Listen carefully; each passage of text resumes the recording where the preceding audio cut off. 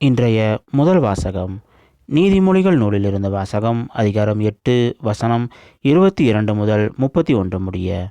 இறைவனின் ஞானம் கூறியது: ஆண்டவர் தம் படைப்பின் தொடக்கத்திலேயே பழங்காலத்தில் எதையும் படைக்கும் முன்னரே என்னை படைத்தார்.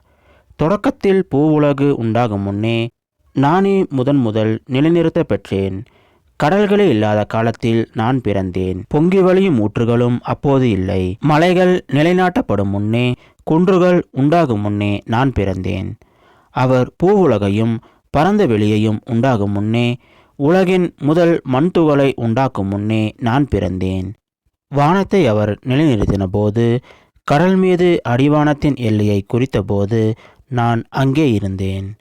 உலகத்தில் மேகங்களை அவர் அமைத்தபோது, ஆழ்கடலில் ஊற்றுகளை அவர் தோற்றுவித்த போது நான் அங்கே இருந்தேன்.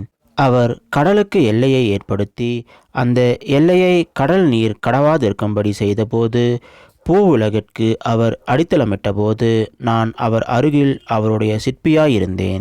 நாள்தோறும் அவருக்கு மகிழ்ச்சி ஊட்டினேன். எப்போதும் அவர் முன்னிலையில் மகிழ்ந்து செயலாற்றினேன்.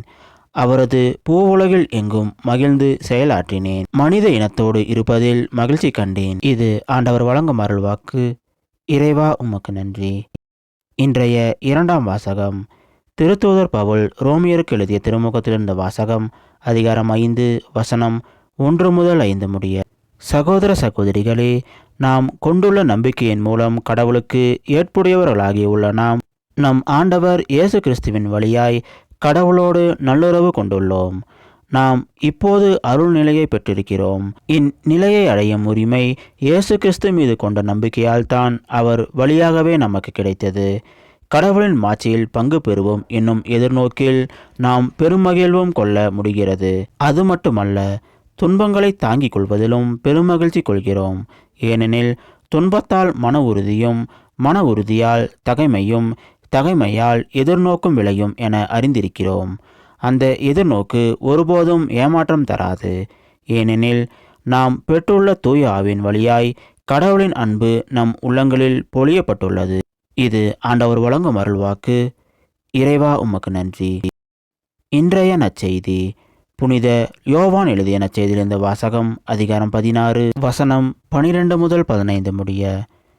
அக்காலத்தில் இயேசு தம் சீடரை நோக்கி கூறியது: நான் உங்களிடம் சொல்ல வேண்டியவை இன்னும் பல உள்ளன, ஆனால் அவற்றை இப்போது உங்களால் தாங்க இயலாது. உண்மையை வெளிப்படுத்தும் தூய ஆவியார் வரும்போது அவர் முழு உண்மையை நோக்கி உங்களை வழிநடத்துவார். அவர் தாமாக எதையும் பேச மாட்டார், தாம் கேட்பதையே பேசுவார். வரப்போகிறவற்றை உங்களுக்கு அறிவிப்பார். அவர் என்னிடமிருந்து கேட்டு உங்களுக்கு அறிவிப்பார். இவ்வாறு அவர் என்னை மாட்சிப்படுத்துவார். தந்தையுடையவை யாவும் என்னுடையவையே. எனவே தான் அவர் என்னிடமிருந்து பெற்று உங்களுக்கு அறிவிப்பார் என்றேன். இது கிறிஸ்து வழங்கும் நற்செய்தி. கிறிஸ்துவே, உமக்கு புகழ்.